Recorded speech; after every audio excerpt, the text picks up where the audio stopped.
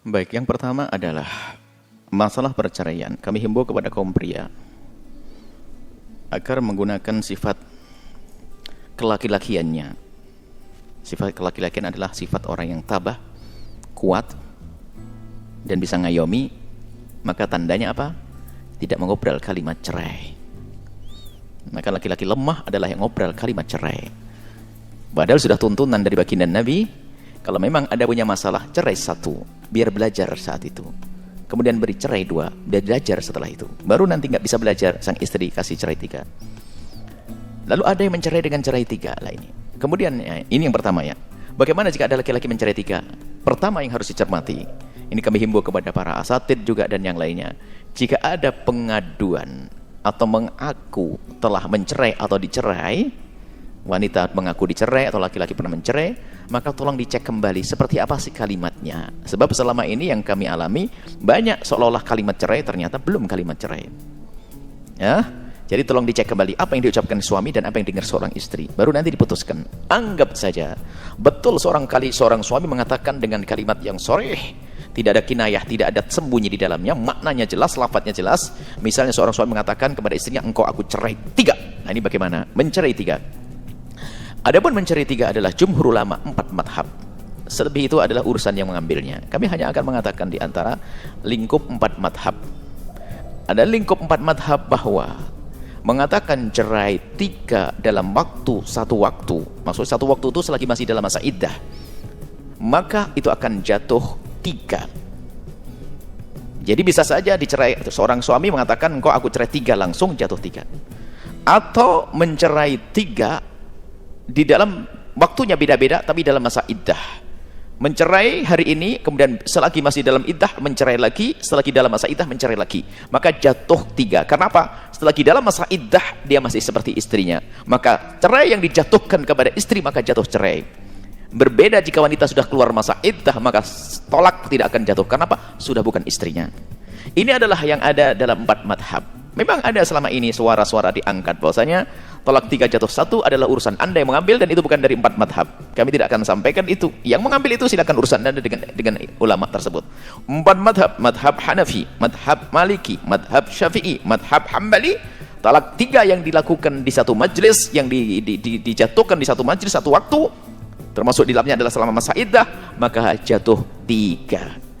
Adapun tolak yang disampaikan dalam keadaan marah, dalam madhab kita Imam Syafi'i, marah adalah tetap dianggap sebagai sah tolaknya orang yang marah. Memang di sana ada khilaf masalah marah, akan tapi lihat marahnya seperti apa, pemicunya apa. Tapi dalam madhab kita Imam Syafi'i adalah tetap jatuh biarpun dengan marah.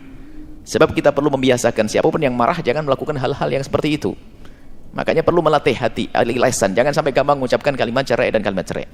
Kemudian setelah wanita itu dicerai tiga oleh sang suami, maka sang suami tidak bisa kembali lagi kepada sang istri, mantan istri, tidak boleh rujuk lagi kepada sang mantan istri, kecuali mantan istri sudah menikah lagi, dan biar dia merasakan dengan yang lain. Karena apa? Mungkin suaminya zalim, biar tahu nanti. Mungkin setelah itu istrinya menikah dengan laki-laki lain dan dia lebih bahagia. Biarkan, jangan sampai didolimi wanita.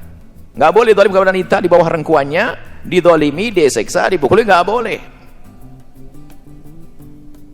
Makanya percerai pertama untuk belajar semuanya, cerai kedua untuk belajar, cerai ketiga sudah selesai.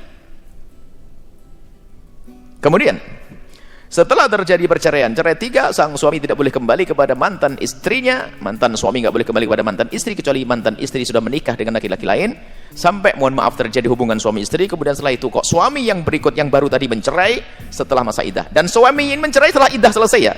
Suami yang kedua tadi menikahi wanita tersebut harus setelah selesai masa iddah dicerai tiga tadi. Kalau dia orang hamil sampai melahirkan, kalau dia orang punya haid ada 3 kali suci, seperti itu.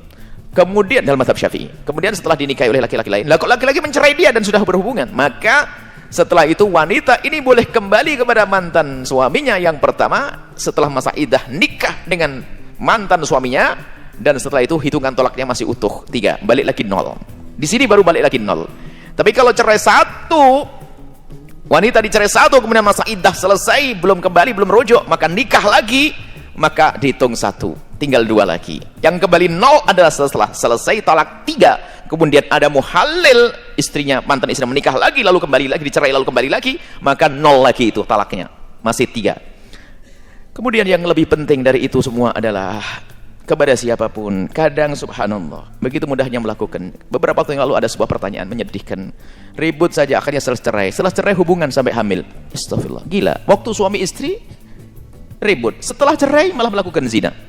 Ayo, takutlah kepada Allah. Maka siapapun hati-hati di dalam urusan perpisahan. Wanita minta cerai karena suaminya zalim, oke. Akan tapi ketahuilah, apakah setelah sendiri mampu menjaga kehormatan kemuliaannya? Kadang naudzubillah, mempunyai suami memang katanya tidak indah dan sebagainya. Dan di saat tidak indah memang biasanya urusan-urusan hubungan pribadinya, urusan pribadinya teredam karena dikuasai oleh marah dan emosi. Tapi setelah menjanda, naudzubillah, bisa saja bangkit syahwatnya lalu melakukan kehinaan, zina yang hina, naudzubillah. Hati-hati. Jadi pasca perceraian itu harus dipikirkan, khususnya para wanita. Jangan gampang minta cerai. Yang perlu dipertimbangkan adalah setelah dicerai, apakah mampu menjaga kehormatannya atau tidak. Hati-hati. Banyak kejadian-kejadian subhanallah. Setelah menjanda, tatonya subhanallah, melakukan zina. Innalillah.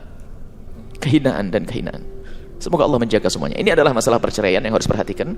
Perceraian adalah ada dalam Islam untuk solusi terakhir, damai, nggak bisa baru cerai. Nggak mungkin orang hidup di saat hati tidak bertemu, nggak bisa saling mengasihi, maka akan terasa hidupnya. Ada syariat cerai, tapi bukan dikit-dikit cerai.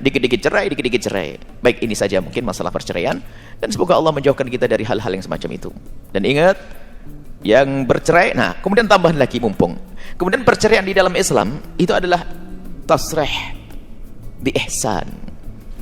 Perceraian itu dengan kebaikan, nggak boleh dengan permusuhan. Artinya, biarpun sudah bercerai, hei janda yang solehah, bukan berarti anakmu harus kau jadikan musuh mantan suamimu. Hei duda yang soleh, bukan berarti anakmu harus bermusuhan dengan ibundanya. Tapi justru dalam perceraian ini harus tasrih bi ihsan, dengan cara-cara baik-baik. Bahkan dalam Islam ada namanya mut'ah. Seorang suami memberikan hadiah kenang-kenangan perpisahan dengan mantan istrinya, bahkan mungkin bekal, barangkali istrinya mau menikah lagi, dia punya bekal. Seberapa saja sebagian mengatakan itu wajib. Sehingga dalam perceraian bukan menjadi permusuhan. Memang sebab perpisahan adalah permusuhan mungkin, tapi setelah berpisah jangan bermusuh, karena di rumah ada anak. Makanya kisah broken home tidak akan terjadi kepada orang yang punya iman dan ngerti agama, biarpun terjadi perceraian. Sehingga tetap diajarkan anaknya. Mungkin seorang istri, seorang janda mengatakan kepada anaknya, wahai anakku, aku memang sudah berpisah dengan ayahmu, tapi ingat, ayahmu adalah ayahmu. Aku berpisah hanya tidak ada kecocokan ayahmu. Jangan sampai kau tidak hormat kepada ayahmu. Sang ayah pun juga sama. Wahai anakku, aku memang sudah pisah dengan ibumu, tapi ingat, ibumu adalah ibumu, surgamu di bawah telapak tangannya. Oh begitu. Jangan perceraian menjadi sebab permusuhan. Kadang permusuhan keluarga dengan keluarga. Oh, naudzubillah. Sudah bercerai, terputus, anak rusak, keluarga tidak indah, terseksa, neraka lagi, naudzubillah. Di dunia neraka, nasib buruk benar tuh manusia. Di dunia menikah sudah tidak indah, tak taunya di akhirat masuk neraka. Hiduplah yang indah, yang baik, yang benar, dan semoga Allah berikan kebahagiaan kepada semua.